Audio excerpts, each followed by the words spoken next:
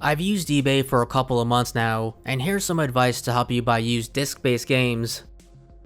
If you don't receive a game, if the game doesn't work, or if the game doesn't match the product listing, you'll still get your money back. Even if you bought a game that the seller claims may not work, you'll still get a refund. If a seller refuses the refund, eBay will step in and force the refund. There are a few exceptions, but eBay usually sides with buyers. You can return a game, even if the product listing states that the seller doesn't accept returns. Sellers are required to provide you free return shipping labels. As such, it's best to save the packaging. Every game that I bought worked except for two. I was able to get a full refund for both games, but one of the sellers was very nasty. They initially didn't want to give me a full refund. They sent me a sob story about how they were trying to get by, but when I insisted on the full refund and returned the game, they called me cheap and accused me of lying about the game not working. They also said that I was blocked from buying anything from them in the future. The seller had a 98% feedback rating and a jarring amount of negative reviews. On eBay, anything less than a 99% rating is bad. Another red flag was how the seller had an attitude when responding to negative reviews. I foolishly ignored all of these red flags since the seller had a game that I wanted for really cheap. On the other hand, I did buy from a seller that had a 97% rating and yet I had no issues. I also bought a game from a seller that did not include a tracking number to track the package, but the game arrived on time and was just as advertised. So nothing is certain. Even sellers with a 100% rating can be shady. One time I bought a game from a seller with a perfect rating. They listed the condition of the game as like new, but when I received it, the disc had a bunch of scratches. You can leave negative feedback for sellers without worrying that sellers will do the same to you. eBay forbids sellers giving negative feedback to buyers, but if you leave too much negative feedback, other sellers can see it on your profile and may not want to do business with you. Sometimes product listings won't include pictures of the back of the disc, and when they do, the disc is tilted at an angle that makes it hard to see any scratches.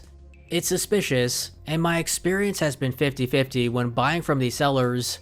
Sometimes there were more scratches than I would have liked, while other times the discs were fine. If a disc has a repair ring sticker on it, it may be to cover cracks, or to prevent cracks. If only one side of a disc has a sticker, check the photos to see if the other side has any cracks. Never buy a game with a crack, even if it's small. The centrifugal force of the disc spinning will cause the crack to get bigger, and eventually the disc may shatter inside the disc tray. Be careful buying games from international sellers. You may have to pay import duties. When searching for games on eBay, always type every variation of a game's title. If you don't, all of the listings may not appear. Sometimes sellers will sell an entire collection of games. These are called lots, and they may include a rare game. Search for things like game lot or video game lot. Some listings may include the terms loose, CIB, or black label. Loose means that only the game disc is being sold. CIB, or complete in box, means that the game comes with a manual and case. And black label means the original release of the game that's not a greatest hits or player's choice. CIB and black label games are usually more expensive and sought after. Game collectors often won't buy loose discs, so that's something to keep in mind if you're planning on reselling. A loose game may be cheaper, but it may be a better value to buy the game's CIB for just $2 more, and on a few occasions, you may find that loose discs for a game cost as much as CIB.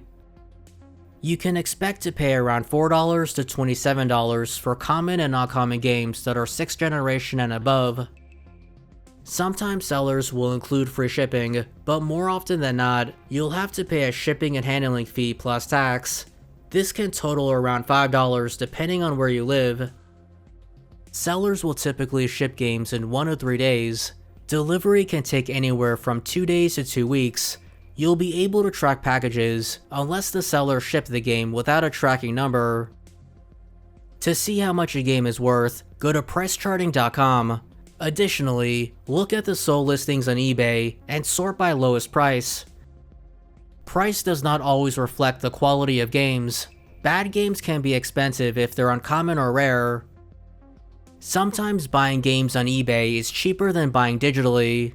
However, more often than not, games on eBay are marked up, so it's best to make an offer to a seller if the option is available. You can also write a message to a seller to try to convince them to lower the price, but it's not worth it unless you have a really strong case.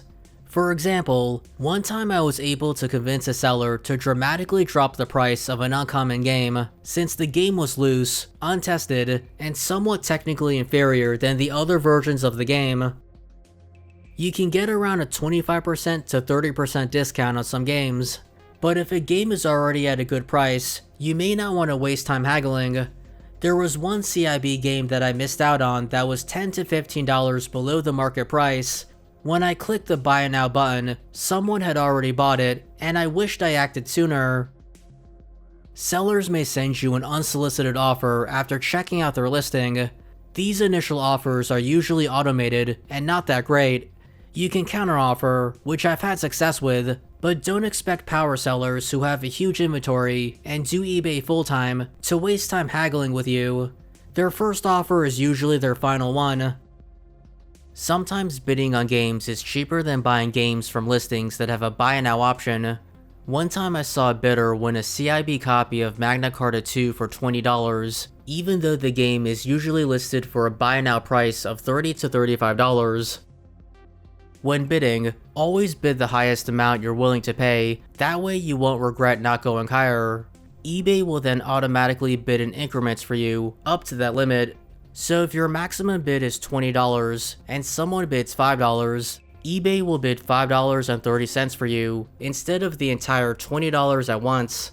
One tactic to winning bids that eBay officially endorses is bidding at the very last second, that way no one can outbid you. I've done this with 3 seconds left on the clock. The downside to this is that you may have gotten the game cheaper if you bid early on. In addition to eBay, you can also use Amazon to buy used games.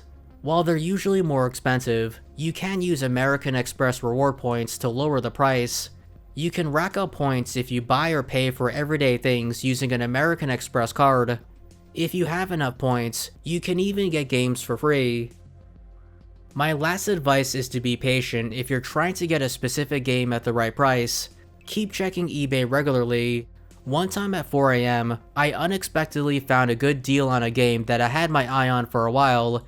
Meanwhile, I've also regretted a few of my purchases. If I simply just waited for new listings to appear, I could have gotten some of my games in better condition for the same price. So patience is a virtue. I hope this video helped you out. If it did, be sure to like, subscribe, and click the bell icon for notifications. You can also watch me live on Twitch. The link is in the video description.